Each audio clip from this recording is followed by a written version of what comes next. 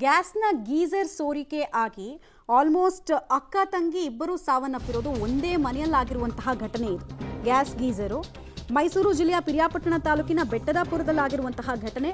ಬಾತ್ರೂಮ್ನಲ್ಲಿ gas geyser ಸೋರಿ ಸಾವನ್ನಪ್ಪಿದ್ದಾರೆ ದಾರುಣವಾಗಿ. ಗುಲ್ಫಾಮ್ ತಾಜ್ 23 ವರ್ಷ ವಯಸ್ಸಿನ ಯುವತಿ ಹಾಗೂ ಸಿಮ್ರಾನ್ ತಾಜ್ ಅಂತ 20 ವರ್ಷದ ಯುವತಿಯರು ಮೃತ ದುರ್ದೈವಿಗಳು ಅನ್ನೋದು ಗೊತ್ತಾಗ್ತಾ ಇದೆ.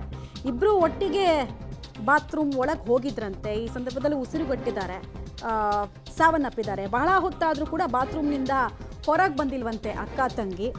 ಅನುಮಾನಗೊಂಡು ಬಾಗಿಲು ಬಡದ ತಂದೆ ಅಲ್ತಾಫ್ ಬಾಗಿಲು ಒಡೆದು ನೋಡಿದಾಗ ಅರೆಪ್ರಜ್ಞಾ ಅವಸ್ಥೆಯಲ್ಲಿ ಇಬ್ಬರು ಪತ್ತೆಯಾಗಿದ್ದಾರೆ. ತಕ್ಷಣ ಆಸ್ಪತ್ರೆಗೆ ದಾಖಲಿಸಿದ್ರು ಕೂಡ ಇಬ್ಬರು ಹುಡುಗಿಯರನ್ನ ಉಳಿಸ್ಕೊಳ್ಳೋದಕ್ಕೆ ಆಗಲಿಲ್ಲ ಅನ್ನೋದು ಗೊತ್ತಾಗ್ತಾ ಇದೆ. ಚಿಕಿತ್ಸೆ ಫಲಕಾರಿಯಾಗದೆ ಸಾವನ್ನಪ್ಪಿದ್ದಾರೆ ಅನ್ನೋದು ತಿಳಿದು ಬರ್ತಾ ಇದೆ. ಬಟ್ ಈ ಗ್ಯಾಸ್ ಗೀಸರ್ ಯೂಸ್ ಮಾಡಬೇಕಾದ್ರೆ 100 ಸಲ ಮುಂಜಾಗ್ರತಾ ಕ್ರಮಗಳನ್ನು ಕೈಗೊಂಡ್ರು ಅಲ್ಲಿ ಕಡಿಮೆನೇ ಆಗಿದೆ. ಡೀಟೇಲ್ಸ್ ಕೊಡ್ತಾರೆ ಕೆ.ಪಿ. ನಾಗರಾಜ್. ಎಷ್ಟೊತ್ತಿಗಾಗಿರೋದು ಅನ್ನೋದ್ರ ಬಗ್ಗೆ ಮಾಹಿತಿ ಸಿಗ್ತಾ ಇದೆಯಾ? ಒಬ್ಬರನ್ನ ಇನ್ನೊಬ್ರು ಅಂದ್ರೆ ಈ ಹೆಡ್ ಬಾತ್ ಮಾಡೋದಕ್ಕೆ ಯೂಶಲಿ ಹೆಲ್ಪ್ ಮಾಡೋದಕ್ಕೆಲ್ಲ ಹೋಗ್ತಾರೆ, ಆ ತರ ಆಗಿರೋದಾ ಇದು? ಹೇಗಾಗಿದ್ದು ಇನ್ಸಿಡೆಂಟ್ ಅಂತ? ಮೋಸ್ಟ್ಲಿ ಅದೇ ರೀತಿಯಾಗಿ ಆಗಿರ್ಬೋದು. ಇಬ್ಬರು ಅಕ್ಕ ತಂಗಿಯರು ಜೊತೆಗೆ ಹೋಗಿದ್ದಾರೆ.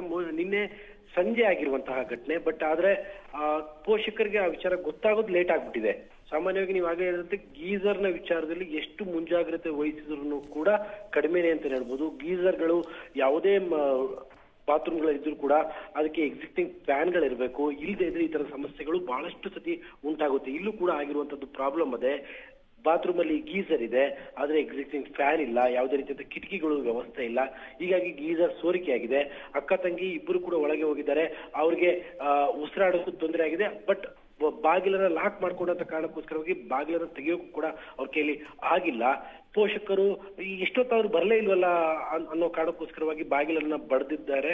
ಅಷ್ಟೊತ್ತಿಗಾಗಲೇ ಅವರು ಸಂಪೂರ್ಣವಾಗಿ ಮೂರ್ಛೆ ತಪ್ಪಿದ್ದಾರೆ. ಅವ್ರನ್ನ ಆಸ್ಪತ್ರೆಗೆ ಸಾಗಿಸುವಂತ ಪ್ರಯತ್ನವನ್ನ ಮಾಡಿದ್ರು ಕೂಡ ಅಕ್ಕ ತಂಗಿ ಇಬ್ಬರನ್ನು ಕೂಡ ಮೃತಪಟ್ಟಿರುವಂತಹದ್ದು. ಗೀಸರ್ನ ವಿಚಾರದಲ್ಲಿ ನಡೀತಾ ಇರುವಂತಹ ಸರಣಿ ತರದ ಅವಘಡಗಳಲ್ಲಿ ಇದು ಮುಂದುವರಿತಾ ಇದೆ ಅಷ್ಟೇ. ಮಮತಾ. ಧನ್ಯವಾದ ಕೆ.ಪಿ. ನಾಗರಾಜ್ ತಮ್ಮೆಲ್ಲ ಮಾಹಿತಿಗಾಗಿ.